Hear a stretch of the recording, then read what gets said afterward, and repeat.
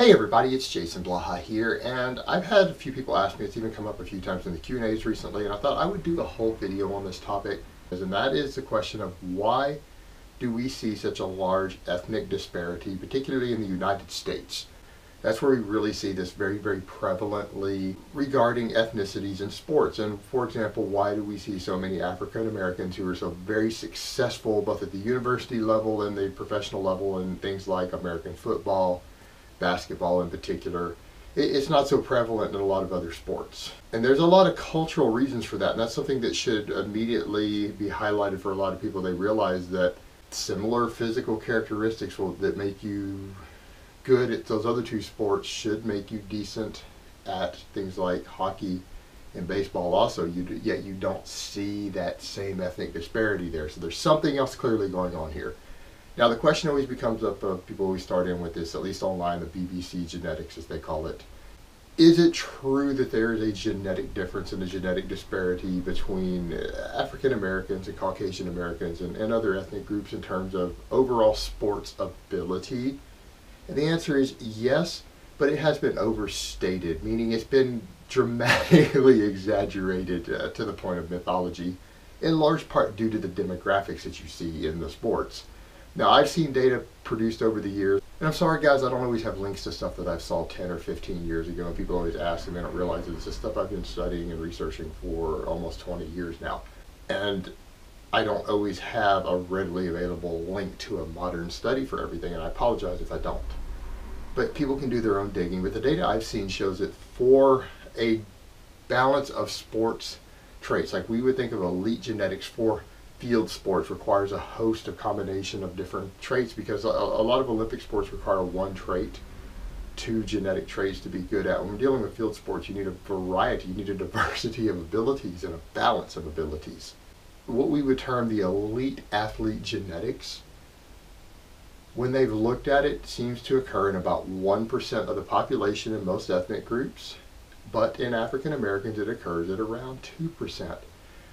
Now, that will definitely skew what you see in sports, but it's not quite along the lines of that mythological level that people have this idea that every person who's black is automatically going to be superior at sports.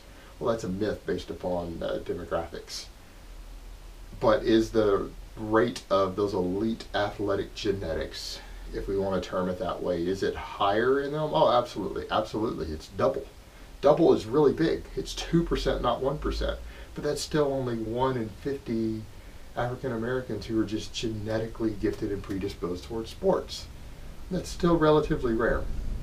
So you can't just look at everyone and say, oh, because he's black, he's going to be fantastic at sports.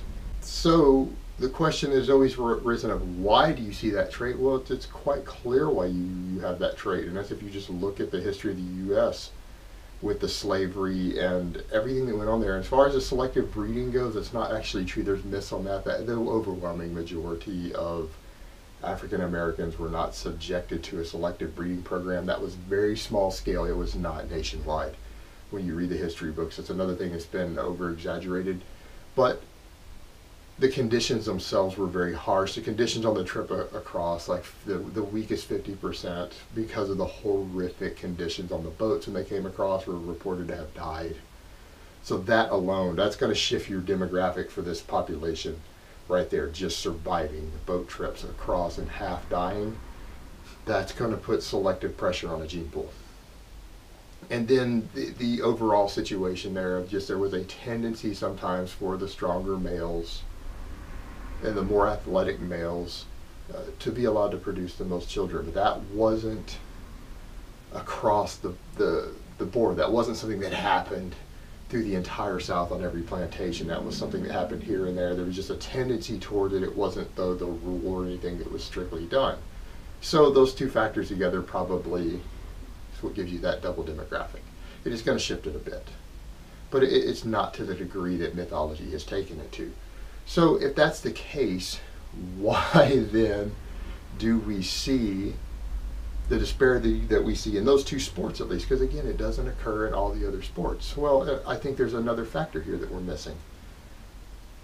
It's the socioeconomic factor, and it comes down to what you see in the U.S. due to a lot of historic disparity and segregation and disenfranchisement, we still see ghettos and gigantic sections of poverty. And if you look at statistics, I don't think any of us can deny that African Americans as a demographic, a much, much larger percentage of them than any other ethnic group lives still in squalor and in ghettos and in poverty, whether it's rural, just squalor out in a rural area, or it's a ghetto in a city.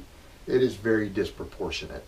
There is still not an equal access to opportunity, and accordingly, for many of them who go into sports or they start playing sports in high school to compete, first of all, they have access to less other luxuries. If you are Caucasian or Hispanic or Asian, odds are you're going to have access to more toys, more video games, other things, less physical throughout your developmental years. You're going to develop probably slightly less sports skills, just statistically. That's already a factor. Versus people who are more impoverished and don't always have as many of these things. They still are there, but not to the same extent. And when you have then a culture that is based around playing basketball and football and learning all these basic skills over and over and over, and playing basketball until it's dark and the lights are out every single night after school, you're going to develop more basic skills. And then when you start getting to the high school level, and if you have any drive or motivation at all, a lot of people from other ethnic groups are going to realize that sports are fun, they love sports, they want to do it, but they have other opportunities. If they fail at sports, they may not fail at life. Whereas in someone who's coming from just absolute poverty in the rural South, or who comes from a ghetto, they realize that that is their only chance. That's it. If they fail that, they are screwed. They're probably going to end up, there's a very large chance that they're going to end up dead or in prison if they do not make it. That is their one opportunity. And so therefore, you're going to have a larger number of people from those groups versus other groups who are willing to put their heart and soul and everything that they have into making it. And I'm not saying that doesn't exist in the other groups, because it absolutely does, but not as large of a pool. So you combine that, basically giving everything you have because it is your only chance. You are screwed in life if you don't make it. That's your one chance, combined with a double possibility on a roll of the dice as far as genetic gifts. And I think those two things together, when you look at it from that perspective, that's why you see in those high-paying sports like football and basketball, that is why you see that larger population. It's not just one factor, it is overlapping.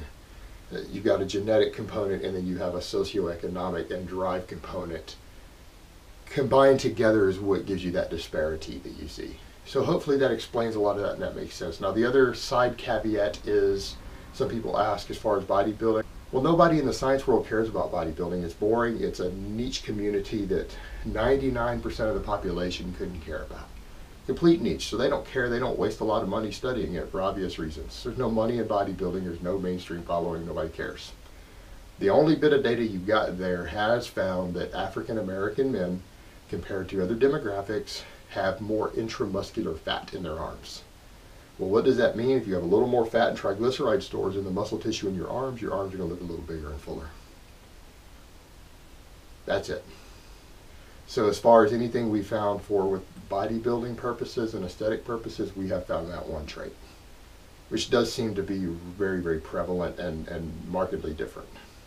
So there you have it. There's your possible bodybuilding explanation. They tend to have better arms.